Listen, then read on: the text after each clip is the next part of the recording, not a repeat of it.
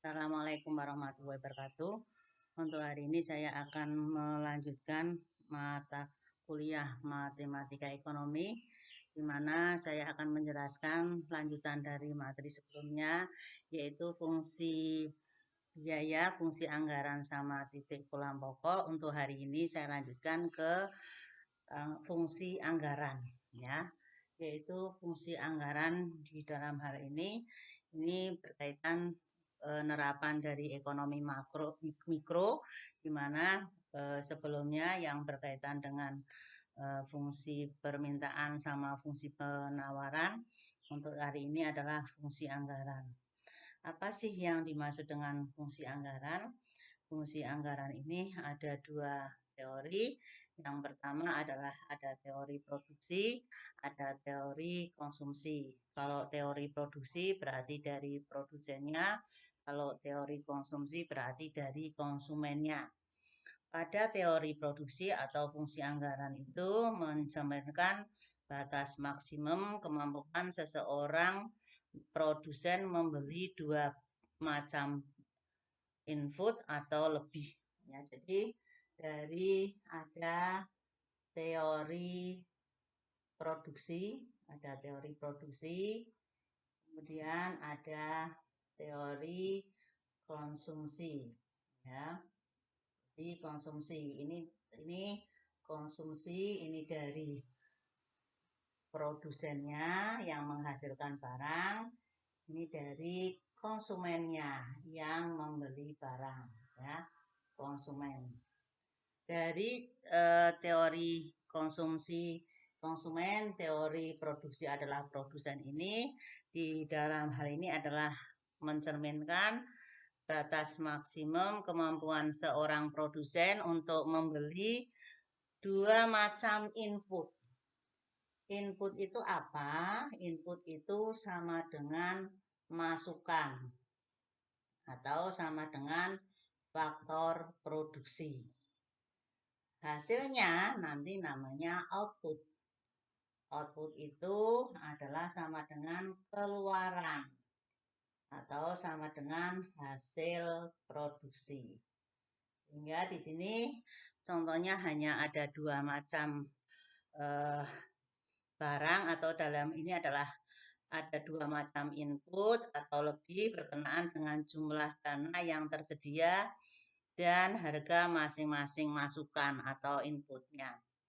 Sehingga dari fungsi anggaran ini nanti dikenal dengan sebutan isokos, atau sedangkan ini yang dari segi produsennya, sedangkan pada teori konsumsi atau konsumen, fungsi anggaran ini mencerminkan batas maksimum kemampuan seorang konsumen membeli dua macam keluaran.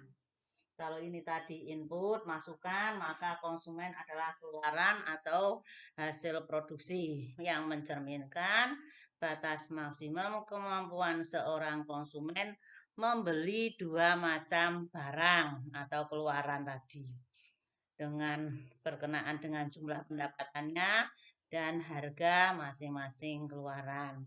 Sehingga gambar dari fungsi anggaran dikenal dengan nama garis anggaran, ya. Ini dikenal dengan nama garis anggaran atau istilahnya budget line, ya, budget line. Bentuknya seperti apa? Nanti bentuknya adalah seperti ini.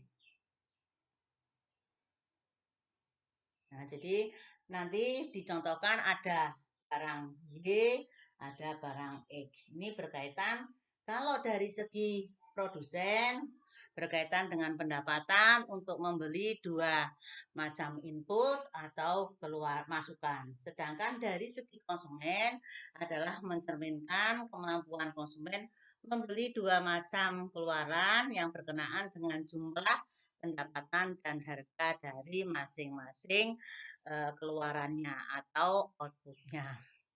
Kemudian tadi dikenal dengan istilah budget line atau garis anggaran. Bentuknya adalah seperti ini. Ini adalah BL, budget line, atau menunjukkan nanti hubungan antara pembelian dua barang, barang X dan barang Y dengan pendapatan yang ada dan harga dari masing-masing barang tersebut.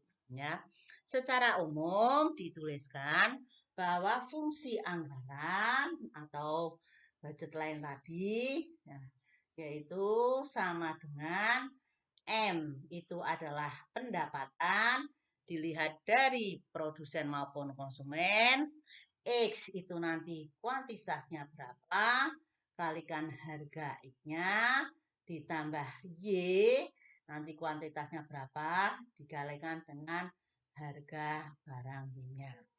Jadi tadi yang dicontohkan hanya dua macam barang, yaitu barang X dan barang Y. Pada teori produksi, untuk jumlah YM ini adalah dana produsen, X-nya adalah jumlah masukan, harga barang X, ini Y-nya adalah merupakan jumlah masukan Y, dan PY adalah harga barang Y. Kalau dari konsumen atau teori konsumsi, M adalah pendapatan konsumen, X-nya adalah keluaran X, PX adalah harga barang X, Y keluaran Y atau dalam hal ini outputnya, PY-nya adalah harga barang Y. Coba Anda lihat di handout sudah ada. Kemudian untuk contoh kasusnya, tolong diperhatikan di kasus 14. Bentuklah persamaan anggaran seorang konsumen untuk barang X dan barang Y. Apabila disediakan pendapatan yang sebesar 100.000, ini adalah M-nya. M sama dengan 100.000. Kemudian, sedangkan harga barang X dan barang Y masing-masing 500 dan 1.000. Jadi, PX itu adalah 500, sedangkan untuk PY-nya adalah 1.000. Ini contoh kasus untuk membentuk fungsi anggaran. Tadi fungsi anggaran ini adalah bentuknya M, X kalikan PX plus Y kalikan PY. Dari kasus itu kita coba untuk memasukkan angka-angka itu ke dalam fungsi anggaran. Kenapa disebut dengan fungsi? Karena di situ ada unsur, di sini ada XPX, ada YPY. Maka kalau dituliskan 100.000 itu sama dengan X kalikan harganya adalah 500 ditambah dengan Y harganya adalah 1.000. Kita bisa menuliskannya dirubah, diganti posisinya, yaitu sama dengan 500X plus 1.000 Y. Ya. Jadi ini adalah bentuk persamaannya, yaitu menjadi 100.000 sama dengan 500X plus 1.000 Y. Kemudian di situ ada penjelasan. Jika semua pendapatan dibelikan untuk barang X, berarti barang Y-nya sama dengan 0, maka berapa jumlah barang X yang dibeli atau dapat dibeli. Karena dibelikan untuk barang X semua, maka Y-nya 0. Maka akan diperoleh uang 100.000 itu sama dengan 500X sama dengan 100.000. Sehingga diperoleh nilai X-nya adalah 200. Kenapa? Karena ini barang semua diberikan untuk barang X, berarti barang Y-nya adalah 0. Maka 100.000 dibagi dengan 500E ketemunya adalah 200 unit.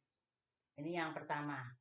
Kemudian yang selanjutnya, berapa unitnya X dapat dibeli. Berapa unit Y dapat dibeli kalau hanya membeli 100 unit barang X. Ya. Kalau tadi semua pendapatan untuk barang X semua, sekarang yang kedua, kalau dibelikan barang X-nya sebesar 100, berapa barang Y yang bisa kita beli? Ya, kita masukkan. Ini persamaannya masih sama, yaitu 100.000 sama dengan 500X, 500X plus 1.000 Y. Maka kalau ada X sebesar 100 unit, Berapa Y-nya? Kita masukkan 100.000 sama dengan 500 dikalikan 100. Sama dengan, nanti kita hitung dulu. Ini adalah 100.000 dikurangi 500, ini adalah 50.000 ditambah dengan 1.000 Y. Maka ini pindah sini boleh, jadi 100.000 dikurangi 50.000 adalah 50.000 Y, sama dengan 50, ini sama dengan 1.000 Y. Maka diperoleh nilai Y-nya adalah sebesar 50 unit. Jadi ini adalah kombinasi dari barang X, kalau membelinya sebesar 100 unit, ternyata barang Y bisa dibeli sebesar 50 unit. Nah, sekarang pertanyaannya, bagaimana menggambarkan kurvanya?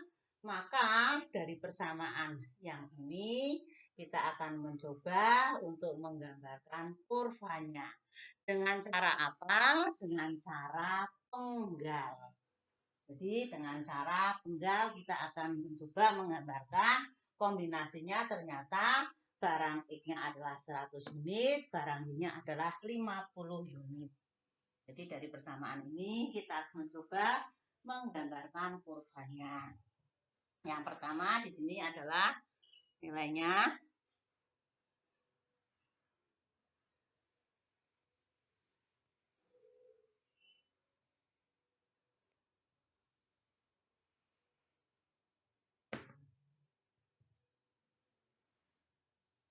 Ada tadi persamaan 100.000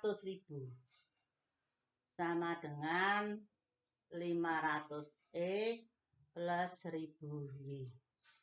Kalau X-nya sama dengan 0, Y-nya berapa ini? Ini kalikan 0, berarti 0. 100.000 dibagi 1000, maka Y sama dengan 100. Yang kedua, kalau Y-nya yang 0, Y 0, berarti 0, maka 100.000 dibagi 500, X-nya ketemunya adalah 200. Ini cara menggambarkan pokoknya tadi sudah kita peroleh tadi kombinasinya. X-nya sebesar 100 unit, sedangkan Y-nya sebesar 50 unit. Nah, ini kombinasinya. Kita akan mencoba menggambarkan kurva dari bentuk ini dengan cara namanya penggal. Ya, kita akan coba menggambarkan kurvanya. Yang pertama adalah kita membuat sumbu vertikal sama horizontal. Ya. Ini adalah X-nya, misalnya ini adalah Y-nya. Kalau X-nya 0, Y adalah 100. Misalnya ini 50, ini 50, maka ini 100. Kalau misalnya, atau agak dipanjangkan boleh. Kalau misalnya X-nya 0, Y adalah 100. Kalau Y-nya yang 0, X-nya adalah 200. Ini misalnya tadi 50, ini 50, ini 50. Ini saya panjangkan biar agak ini adalah tadi untuk X-nya. Berarti ini 50, ini adalah 50 di sini ya. Ini berarti ini X-nya adalah sebesar 200. Dari dua titik ini kita hubungkan dengan sebuah garis lurus yang melalui 100 sama 200. Nah, ini namanya tadi budget line atau BL. Kemudian ternyata kombinasinya X-nya adalah 100. X ini adalah tadi 50, 100 adalah di sini. Maka kita kasih titik-titik ke atas. Nah, ke atas.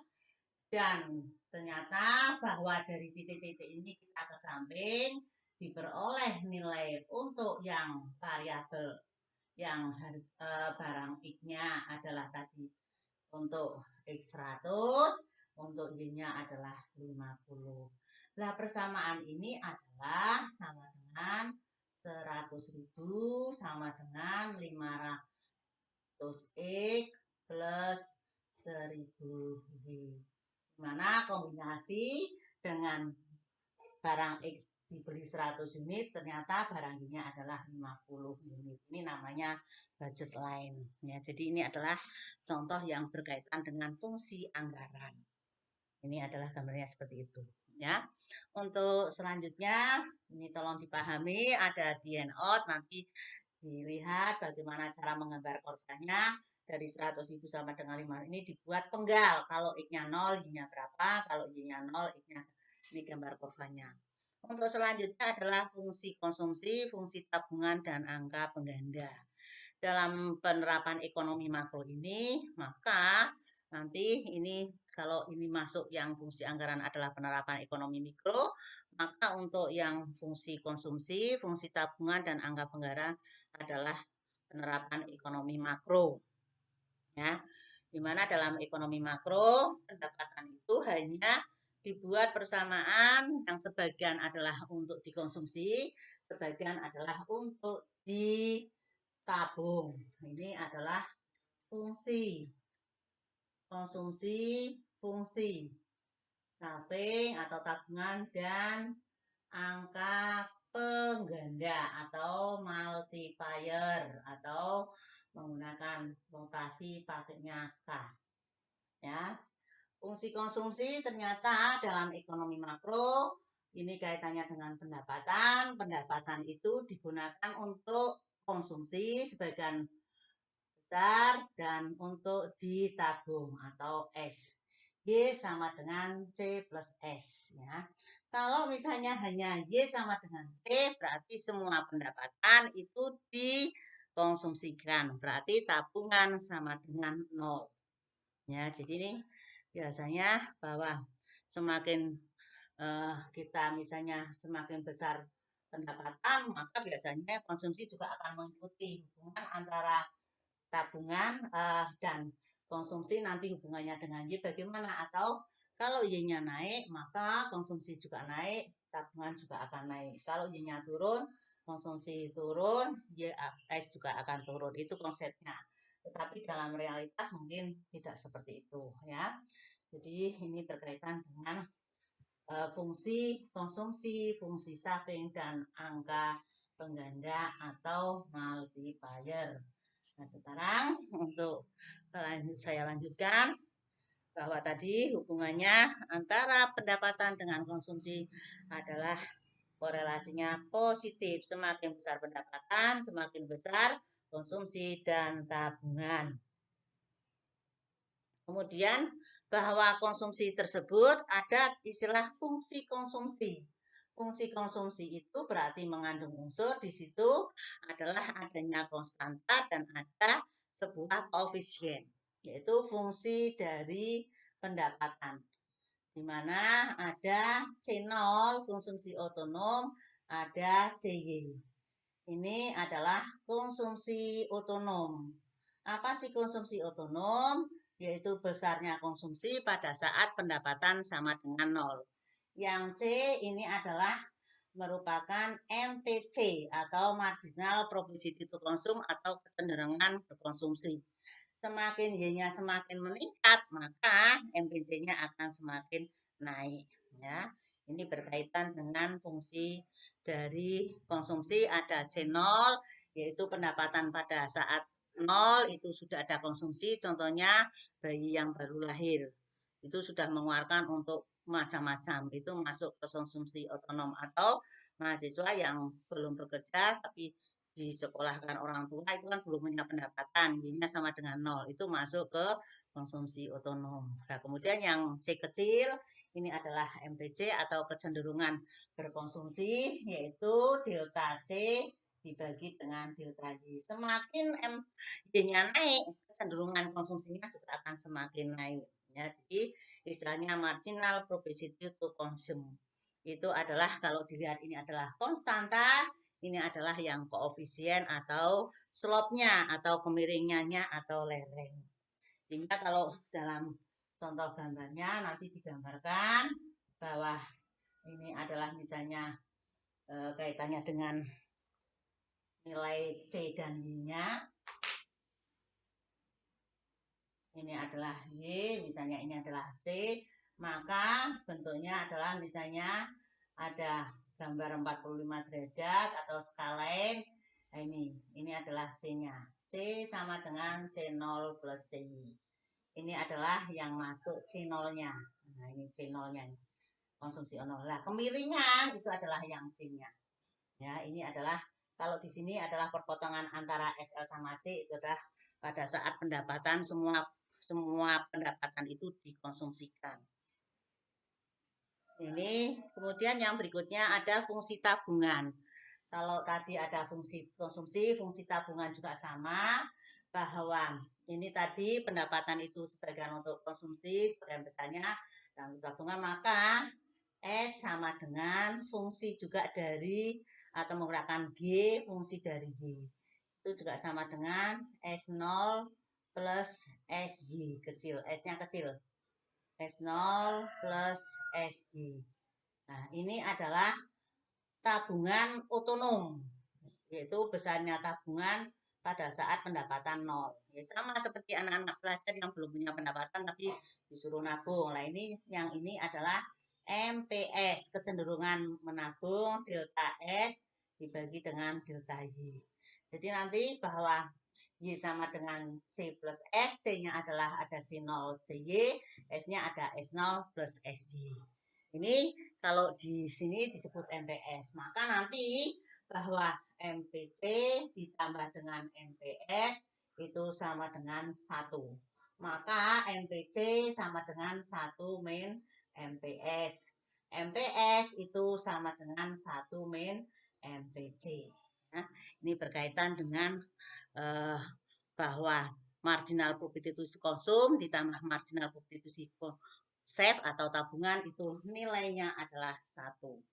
Bisa dilihat di handout yang berkaitan dengan MPC ditambah MPS sama dengan 1. Nah, sekarang bagaimana kalau tadi bahwa kita akan mencoba membuat persamaan di mana bahwa konsumsi itu sama dengan C0 plus CY. Kemudian bagaimana menghitung S-nya? Ini juga bisa kita terapkan di sini bahwa Y sama dengan C plus S, kemudian C sama dengan C0 plus CY. Jadi awalnya Y sama dengan C plus S. Maka S sama dengan Y min C. Nah, C-nya sendiri tadi C0 plus CY. Maka S sama dengan Y min C-nya adalah C0 plus CY. Kita masukkan S sama dengan Y min C0 min CY. Ada Y, ada JY dijadikan 1. S sama dengan 1. Atau ini dulu, min C0 sama dengan ditambah 1 min C kalikan Y. Maka di sini min C0 1 min C. Ya, ini adalah S. S. Tadi bahwa C sama dengan ini C0 plus CY. Maka untuk S-nya menjadi C0-nya menjadi min C0, C-nya 1 min C dikalikan Y. Jadi ini dua hal yang harus Anda perhatikan, bahwa tadi karena MPC ditambah MPS itu sama dengan 1, maka C sama dengan C0 plus CY, S-nya menjadi C0 menjadi min C0, 1 min C, ini awalnya C, 1 min C. Untuk kasus ini misalnya diketahui C sama dengan 100 plus 0,8Y. Berapa S-nya? Tinggal S-nya ini. Dari C0 itu 100 menjadi min. Berarti menjadi min 100. Awalnya C-nya 0,8. 1 dikurangi 0,8 menjadi 0,2Y. Sudah langsung ketemu. Konsumsi 100 plus 0,8Y, maka S-nya adalah min 100 plus 0,2Y. Karena ini saling, tadi jumlahnya adalah nilai MPC ditambah MPS sama dengan 1. Untuk kasusnya yang nomor 15, coba Anda perhatikan di situ, konsumsi masyarakat suatu negara ditunjukkan oleh C sama dengan 30 plus 0,8Y. Kemudian pertanyaannya, bagaimana fungsi tabungannya? Kemudian berapa besarnya konsumsi jika tabungan sebesar 20? Ya, maka kita bisa melihat di sini bahwa diketahui C sama dengan sebesar 30 plus 0,8 Y. 30 plus 0,8 Y. Pertanyaannya, bagaimana fungsi tabungannya? Ini tinggal diganti aja. 30 menjadi min 30. 1 dikurangi 0,8, 0, ya langsung ketemu. Ya, ini yang pertama. Disuruh mencari fungsi tabungannya. Sekarang pertanyaannya, berapa besarnya konsumsi jika tabungan sebesar 20? S sama dengan 20. Maka kita cari S-nya dulu di sini. 20 sama dengan min 30 plus 0,2 Y. Ini pindah ruas, 20 ditambah 30, 50 sama dengan 0,2 Y. Maka 50 dibagi 0,2 atau Y sama dengan 250. Yang ditanyakan, berapa besarnya konsumsi jika tabungan sebesar 20? Maka kita masukkan di sini C sama dengan Y min S. Y-nya adalah 250, C-nya adalah 20, maka nilai C-nya, ini S-nya adalah 20, sebesar 230. Nah, jadi 230, Y-nya 250. Ini kalau kita gambarkan dalam sebuah kurva, ini tinggal diganti aja di sini, ya. Ini untuk C dan S, ya. Ini tadi berkaitan dengan gambar ini. Ini adalah C0-nya, ini titik 0. Ini adalah 30 tadi untuk konstantanya. Maka kita tuliskan di sini SL itu adalah 45 derajat atau skalain. Maka di sini C sama dengan 30 plus 0,8 Y. Nah, sekarang untuk S-nya ketemunya min 30 0,2. Bagaimana menggambarkan kurvanya? Ini tinggal ke bawah ini. Ditarik garis dari vertikal ini ke bawah. Ya. Ini adalah min 30, ini 30, maka bawah adalah min 30 karena berbalikan. Maka ini yang berkaitan dengan antara ST ini, titik-titik ini kita tarik ke bawah.